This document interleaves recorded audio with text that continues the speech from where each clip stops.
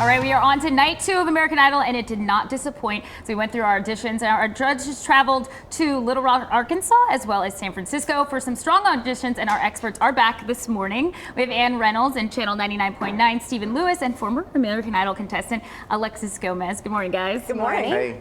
So the theme seems to be a lot of young talent and also compelling stories.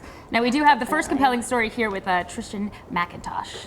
I can't stop the hurt, numb the pain, cool the burn, kill the ache, no matter how hard that I cry, baby, cry. When I see these really good performances, I sometimes wonder how they let anyone else through. Do you know what I mean? Because I thought she was really, really good. She was so strong, and it's great to see that because that's what we're looking for in this final season of Idol. We want it to be an amazing singer and someone who can actually hold their own in this industry. And this girl has something very, very special. The judges absolutely loved her, and her mom, there was a lot of story behind this as well. Right. She's going to be a favorite. And she's only 15, so she's got a lot of room to grow. That's what I'm saying. These people are so young. I feel like a loser. Like, what was I doing at 15? Gosh. Okay, another young star right here, Olivia Roxas. This is actually from my hometown. Let's take a look. All just sounds like gold.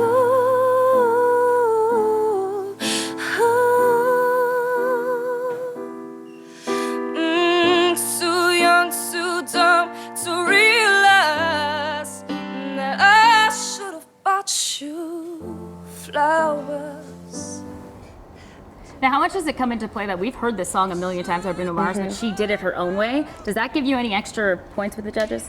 For me, I just absolutely, this is one of my favorites of the night. I think when she sat down at the piano and started to sing, it really reminded me a lot of Jax's audition last year, when she kind of took a song that everybody knows and everybody does, but she changes it up and makes it her own. And I think America's really going to love her. I think that does make you stand out a little bit. What do you think? I think it's going to be very important because I think a lot of times on Idol, when we get to the point where folks are voting, it becomes a little karaoke. And so I think we want to see this year those artists, those ones that we're going to go, what are they going to do each week? And you tune in to see what each individual contestant is going to do, and she's one of those. I think we're going to tune in to see what this kid does. Cameron Rashard, even though it's spelled Richard, from down south. Take a look at this kid. No, I just want to hold you. Give a little time to me. We'll burn this down. We'll play hide and seek to turn this around. Okay, now, Stephen, I want to know your thoughts on this because some of these can be a little too niche and maybe country or whatnot, and maybe not go all the way, but he has a compelling story that seems to propel him. He's got a story, and a lot of times they focus on the story and they push people a little farther through than they should, which is something to be careful with Cameron. My thing with him, though, is the look, and as mean as it'll come across, and it's not intended, the look and the other aspects have to be there, and he's just kind of plain and there, and you know, there's nothing. You see him and there's nothing to draw him in. I mean, he looks like the kid that doesn't want to talk to anybody that walks through the mall. Like, you got to have, and again, I'm not trying to be mean, but you have to have. I think all elements have to be there for the American But Idol. he was born with a cleft palate, and the fact that he's able, they were told he may never be able to talk, let alone sing. The fact that he's out there doing it is the compelling story. Let's take a look at one more. Here's Dalton. Let's listen to his voice.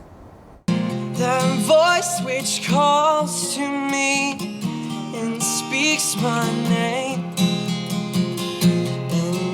I dream again, for now I find the phantom of the opera is there. So speaking to you, Stephen Lewis, he has everything, the total package. He's kind of a total rock star. I like him a lot. I think he's got a lot to bring to the table, and he has a look. But what scares me is if a few years ago they had a character or a guy on there named Colton Dixon who had a lot going on for him, but he kind of, it was unfortunate they judged him more because he put his religion forward than his talent, and I hope that's not what happens with we shall this guy. see. I'm not sure if we've seen the winner just yet coming through these auditions, but next week, Idol is back with more auditions Wednesday night at 8 p.m. right here on Fox 45. Thank you guys for coming in, and now Chris will send it right over to you.